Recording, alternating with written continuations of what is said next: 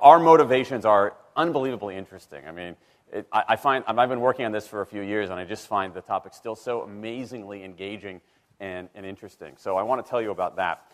The science is really surprising. The science is a little bit freaky, okay? We are not as endlessly manipulable and as predictable as you would think. There's a whole set of unbelievably interesting studies. I want to give you two that call into question this idea that if you reward something, you get more of the behavior you want.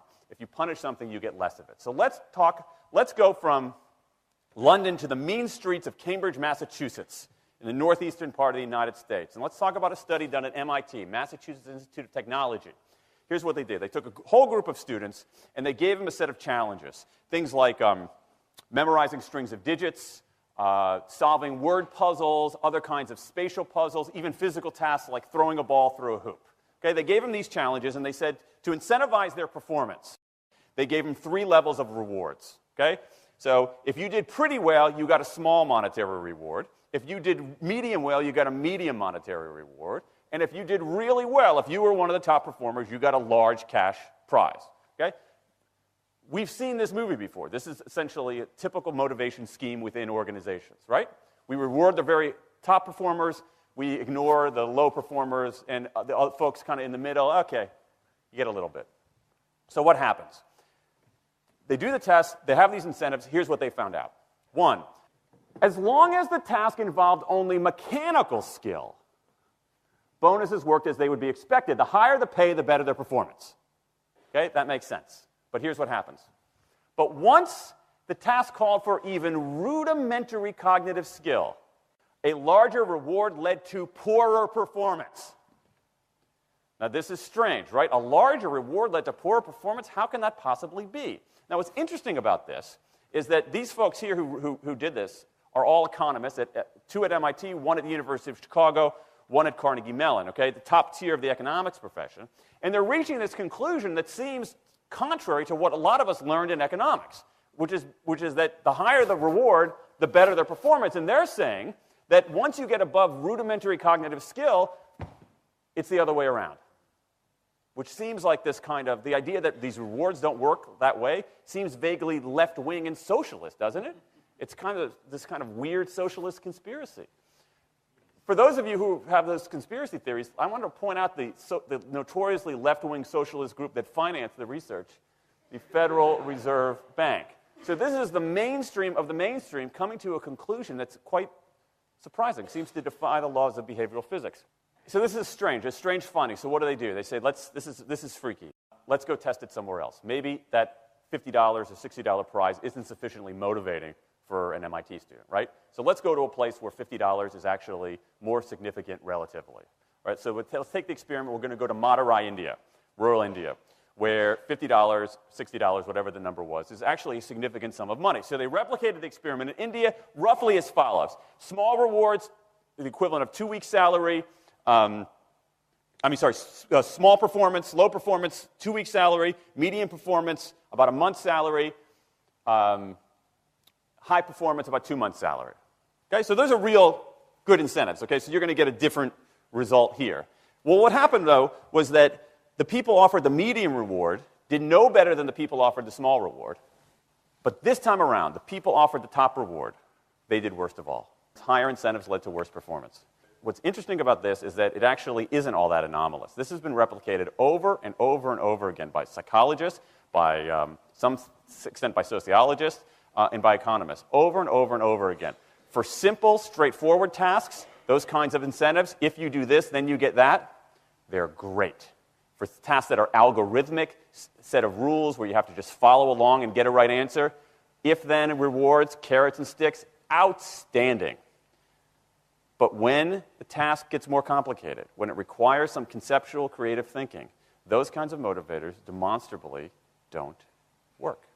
In fact, money is a motivator at work, but in a slightly strange way. If you don't pay people enough, they won't be motivated. What's curious about, there's another paradox here, which is that the best use of money as a motivator is to pay people enough to take the issue of money off the table. Pay people enough so that they're not thinking about money and they're thinking about the work.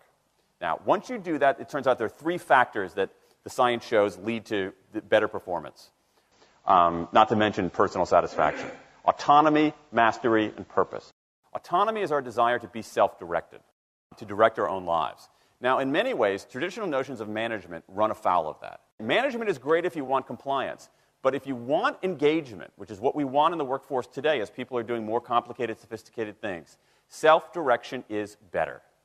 Let me give you some examples of this, of almost radical forms of self-direction in the workplace that lead to good results. Let's start with this company right here, Atlassian, an Australian company. It's a software company, and they do something really cool.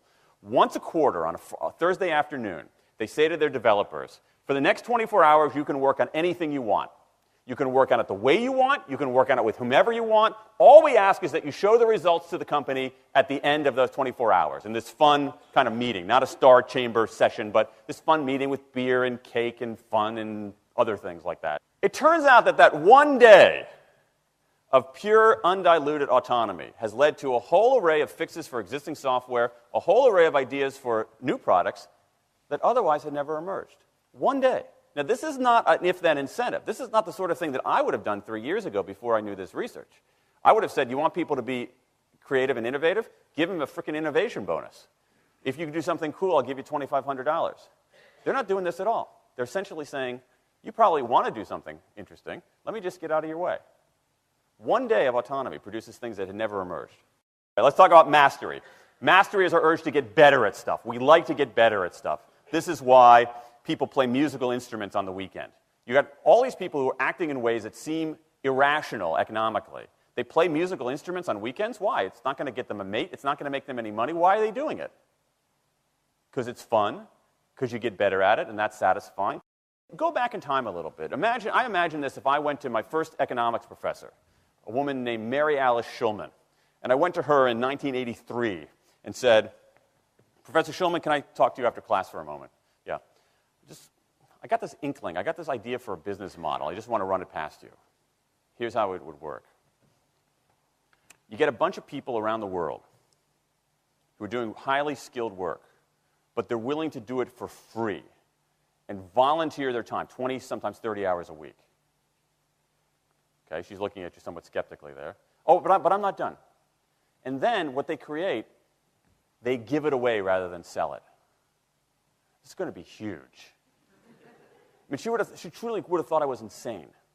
Okay? It seemed to fly in the face of so many things. But what do you have? You have Linux powering 1 out of 4 corporate servers in Fortune 500 companies, Apache powering more than the majority of web servers, Wikipedia. What's going on? Why are people doing this? Why are these people, many of whom are technically sophisticated, highly skilled people who have jobs?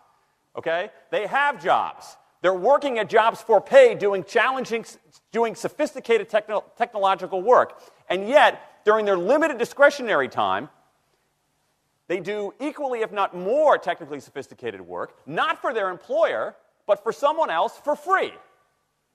That's a strange economic behavior. Economists who look into it, why are they doing this? It's overwhelmingly clear. Challenge and mastery, along with making a contribution. That's it. What you see more and more is a rise of what you might call the purpose motive, is that more and more organizations want to have some kind of transcendent purpose, partly because it makes coming to work better, partly because that's the way to get better talent. And what we're seeing now is, in some ways, when the profit motive becomes unmoored from the purpose motive, bad things happen. Bad things ethically sometimes, but also bad things just like not good stuff, like crappy products, like lame services, like uninspiring places to work. That when the profit motive is paramount, or when it becomes completely unhitched from the purpose motive, it's just, people don't do great things. More and more organizations are realizing this and sort of disturbing the categories between what's profit and what's purpose. And I think that actually heralds something interesting. And I think that the organizations that are flourishing, whether they're profit, for-profit, or somewhere in between, are animated by this purpose motive. Let me give you a couple of examples. Here's the founder of Skype. He says, our goal is to be disruptive, but in the cause of making the world a better place.